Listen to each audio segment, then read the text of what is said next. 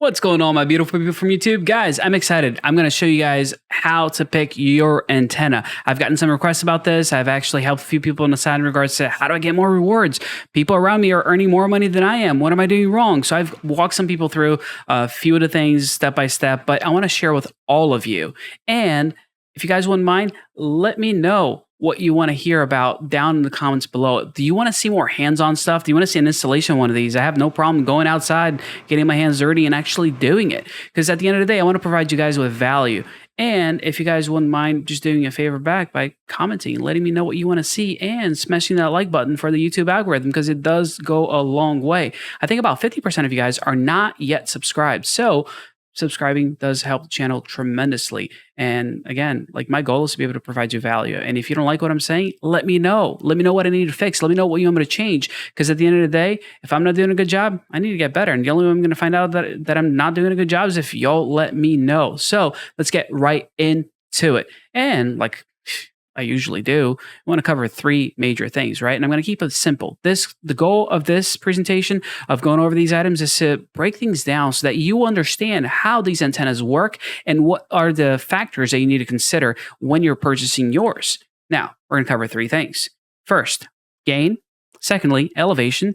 And third, topography. And I want to make this kind of not, a little bit brief, I guess you can say, because there's so much I can go in depth on. And I know there are some RF engineers who are going to watch this video, and I know who you are. Sorry, but like, I know it's not in detail and it's not exactly scientific to the extent that it should be. I'll definitely do another video and give you guys more tools to use to be able to find out exactly where to place things, how to position more things. But at the end of the day, this will get you, let's say, 80% there. It will get you 80% results of what you actually need, which is a great improvement already from the little stock antennas you're probably going to get with your miners that you waited so long for, I'm sure. So let's get right into it with that number one, gain. Like, all right, so gain, like, well, that the power, right? Like, what affects the gain? There are three things I'm going to cover, which is going to be the antenna type, it's going to be the cable length, and also size and material of things around it, I guess you can say. So I'll explain that a little bit further, because the size and material, it's going to be brief. My goal, is really cover that antenna type in depth and explain a little bit better what that cable length does. Because if you have an understanding of how the RF signal works, you're set. You're going to be able to do this on your own moving forward. So first one, it's an isotropic signal, right? This antenna, it just sends a signal out everywhere. Is this good? No, it's awful, because you don't have any helium miners above you or below you. So what's the point of sending signal out everywhere, right? And my biggest issue with this is that you can't visualize an RF signal. It's hard, right? And here's what I want to show you. Right here is the electromagnetic spectrum. So the visible light that we can see is a very, very tiny fraction. And like anything below the visible light, UV starts, to damage your skin, and the X-ray and then gamma rays, like everything else kills you. So everything to the left kills you, and everything to the right has a little bit more function, I guess you can say, on a day-to-day use. Not that, like, we can use X-rays, but not on a day-to-day scenario. Like, you're not using X-rays at home, but you are using radio waves at home all the time. If you got Wi-Fi, that's what you're on. So because everything is inside of the electromagnetic spectrum, I want to try to help you visualize this with good old visible light. It's a light bulb. An isotropic antenna is nothing other than a light bulb. It radiates the same way. It doesn't care what's around it. It's just going to beam itself out everywhere in every direction. And this is what it would look like. So you have a light bulb. When you turn it on, it's now sending that light all over. Introduce a mirror to it. If you hopefully can follow this concept, because I had to get a little hands-on to actually get better at it. Get that mirror, place it against the light. Now, instead of just having that light be just as bright, it's now going to double it up. It's twice as bright. dB-wise, it would be 3 dB. That's what doubling this would mean. Now, I could just leave it here, or I could do show and tell with action. Here we go. And we'll see how my computer behaves with the lights going off.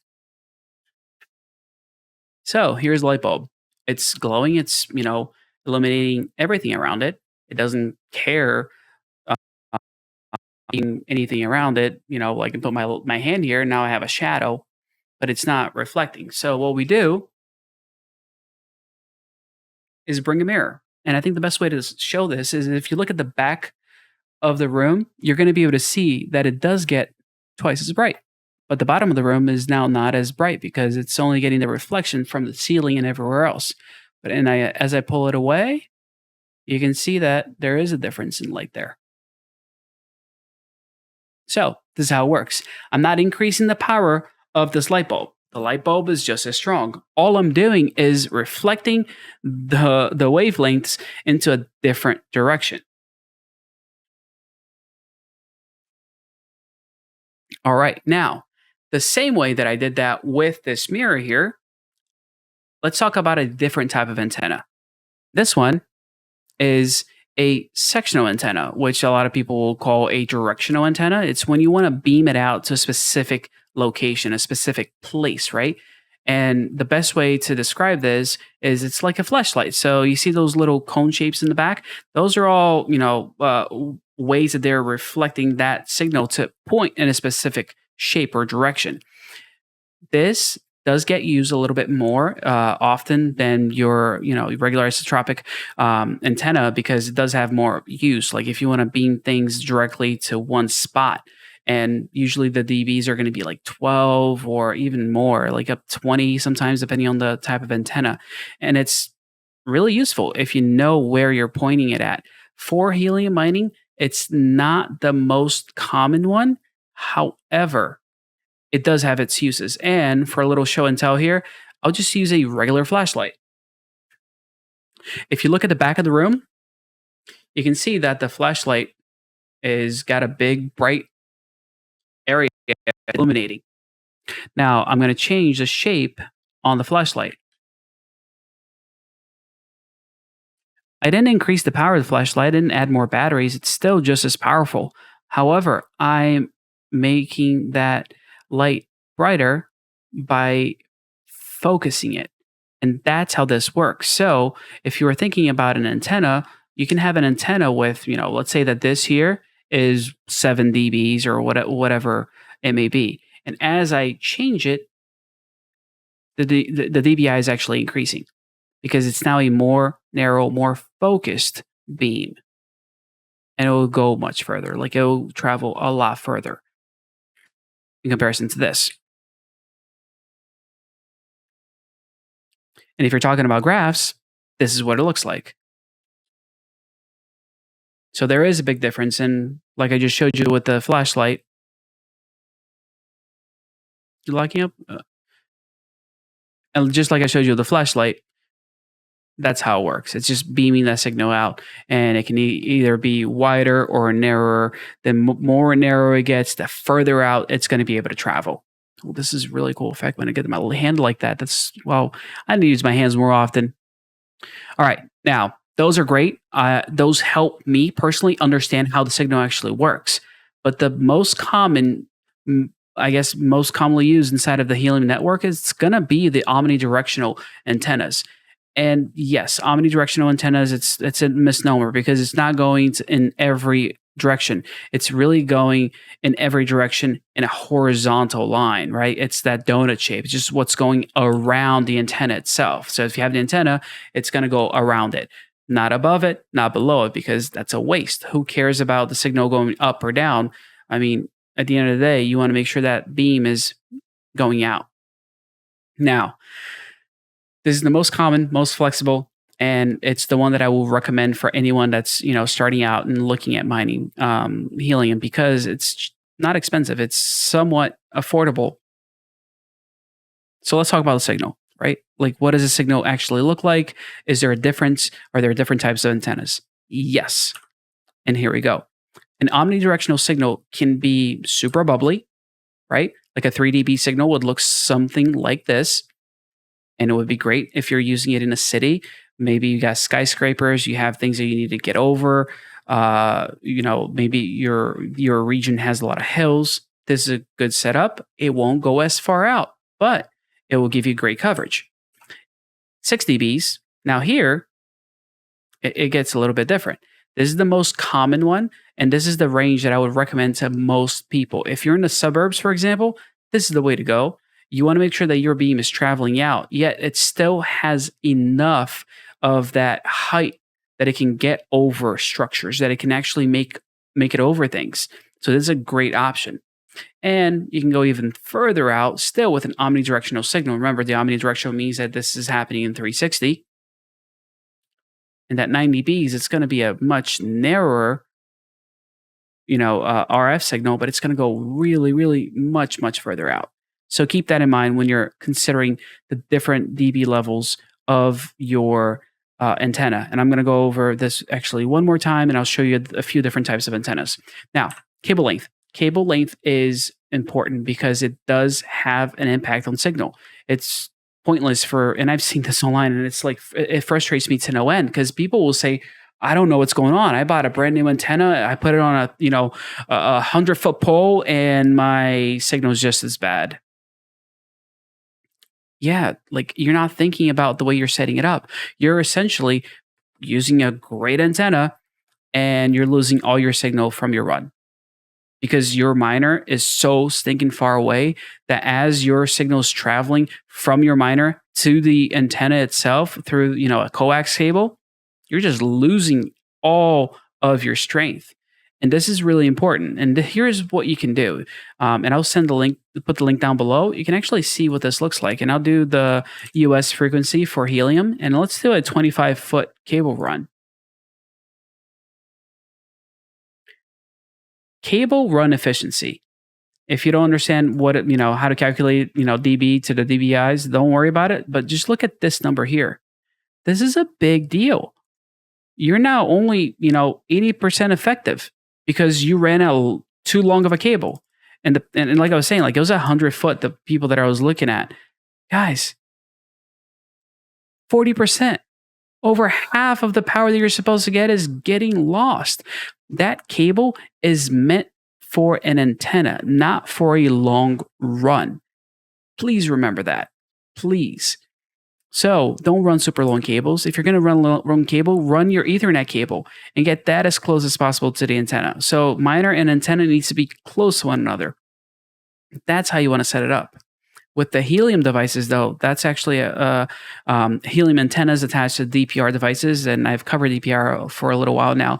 It's going to be a USB adapter, which is really cool because then you're going to be able to run a USB, not an Ethernet cable.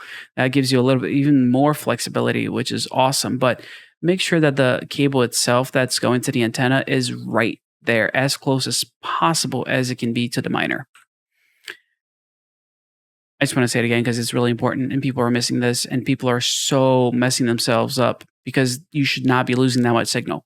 Keep that cable short. I recommend under 5 feet. Like 5 feet is the maximum I would recommend anybody run the cable to their antennas. Get an enclosure for your miner if you have to. It does make a big difference, and people forget. People really do forget. Now, size and material. Minimum antenna size should be 1/4 wavelength, which means that for the US, you're looking at a minimum of 3.22 inches. I know it's not that big. Ideally, you want to get the full size of the wavelength, but at a bare minimum, that's the size you want. If your antenna is not, 3.22 inches, you're not doing yourself any favors there. Like you're actually going to lose signal because of it.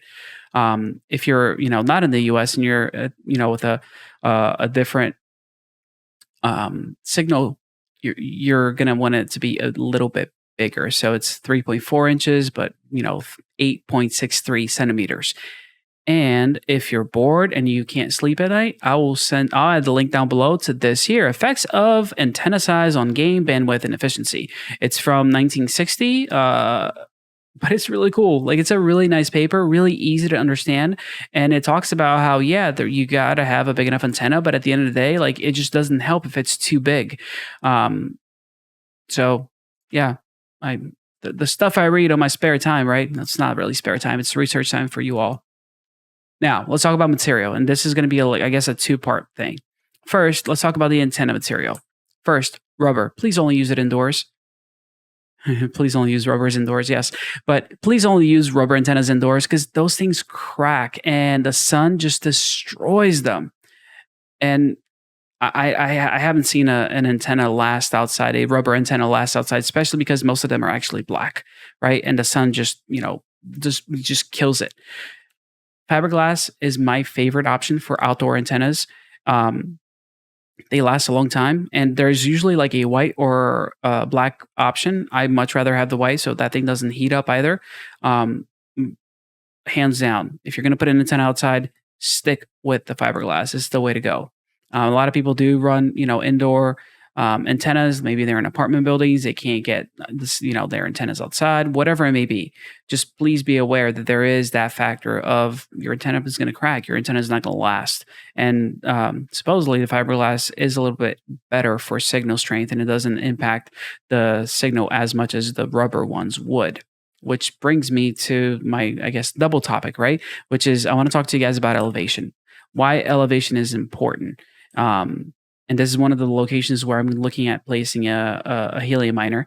Please, if you want to, let me know down below in regards to if you want to see a hands-on approach to things, if you want to see a walkthrough as far as how I set things up, let me know. Or if you're more interested in, the whole theoretical aspect of things, I just want to make sure that I'm giving you guys the content that you want. So please leave me a comment down below. It really helps the algorithm. Even if you don't have a choice and opinion, let me know how your day was. It doesn't matter. What'd you have for lunch? That's important. That's always important. But elevation, I was talking about materials and elevation. Why is elevation so important? I want to bring up something else here, which is this document. Take a look at this. This is the impact that different materials have on the attenuation of your signal. And I guess you can see the thicker things are, the worse the signal is. So elevation is important, and understanding different materials is also important. And the main material I want to highlight here is glass. Glass doesn't seem to have that big of an impact. However, please understand that this is just standard glass. When you are dealing with the newer glass that's got UV filters on it, your signal is going to suffer tremendously. You're basically just bouncing for most of it. Please, find out if you have UV filtering in your windows, because it's gonna be a mess if you're putting that antenna behind it. You're gonna be waiting and waiting and waiting for rewards. You're not gonna get anything.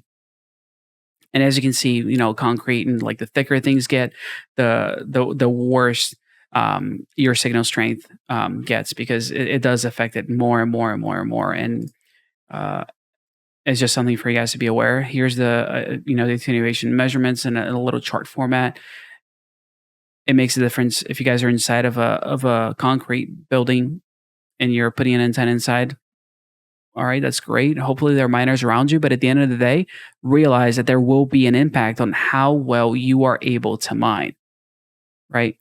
And the next portion here that I want to cover with all of you, I know I'm talking about elevation, but another portion of the elevation is also the topography. You got to know exactly where you are in relation to where you want to hit. And I'm also going to put this link up so that you can get access to it and you can look this stuff up yourself. But if you're, sitting over here on top of a hill in Fremont and you're beaming over to San Francisco, you're going to be getting a ton of rewards, because that's an open line of sight there. There's nothing in between you. The biggest factor in this one is going to be the humidity.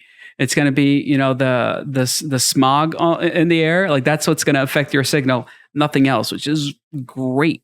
That's really, really good. Now, if you're, let's say, in San Diego and you want to know, oh, hang on a second, I'm not getting anybody around me. Why is that? Well, if you're got a bunch of hills around you, that's what's going to happen.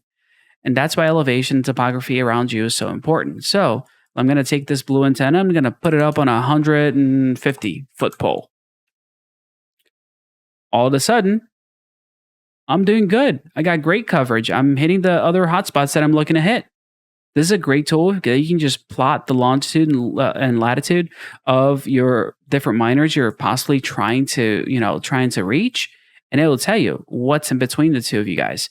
This does not take into account for buildings. This is simply the lay of the land, I guess you can say. So keep that in mind, especially if you're in an urban area. You do want to take that into consideration. So, but it does help. It does have a tremendous impact on understanding, how far up you might need to put up a pole in your house. That's a really good thing for you to take in consideration. Now, I promised you that I would give you some recommendations. I'm going to give you 3 recommendations, and I'm going to explain to you what each one of them are for. Oh yeah, the like button. If you haven't done that yet, that always helps. While I pull this thing here up, and here we go. All right, 3dB. Guys, 3dB is not bad. 3 doesn't mean it's weak. Again, please remember that the dBi that these antennas are putting out does not relate to how strong or weak they are. It relates to what the shape at the end of the day of that signal is going to look like. So an omnidirectional antenna, that's a 3 dBi antenna. This is great for an urban scenario. If there are a lot of buildings around you, you want to make sure you're getting something like this, that you're reaching over objects. That you're, if you're an apartment comp like high up, you want to make sure that you're reaching down as well. And 3 is the way to go. Absolutely the way to go for an urban scenario.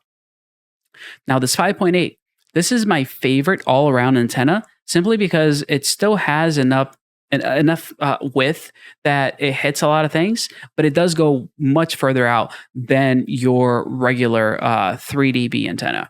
So I would definitely recommend this as a catch-all. If you're not 100% sure, like in the suburbs, this is a really good option.